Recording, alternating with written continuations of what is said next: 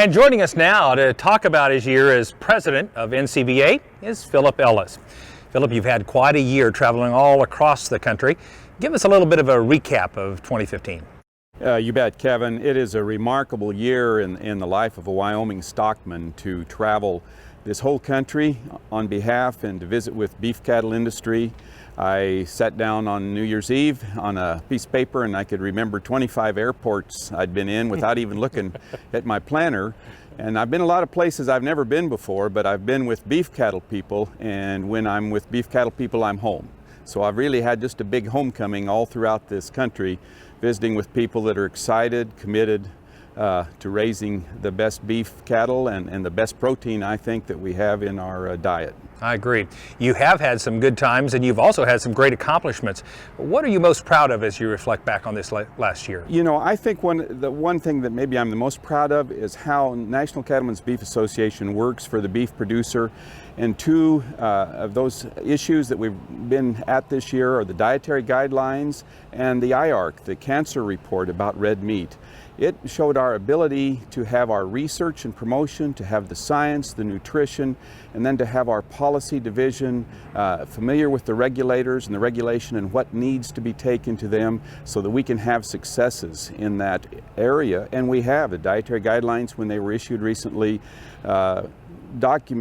called for red beef to be in the diet as they should, and we were concerned about that all year and stuck to dietary guidelines and not wandering off into the environmental arena.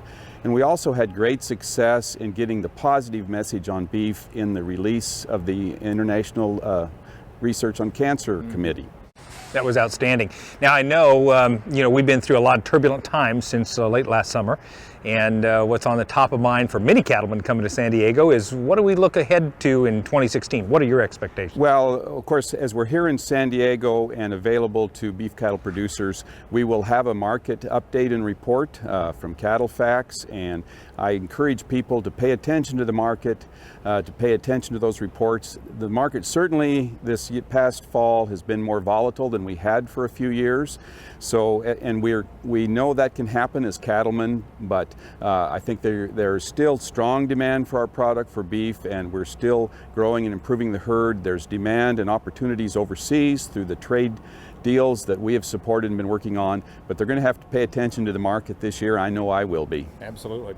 So given this week and all the activities, the speakers, the educational events, what are you personally looking most forward to? You know, I think what I'm looking most forward to, and I've been talking about as I've traveled this fall, is the big evening on the USS Midway.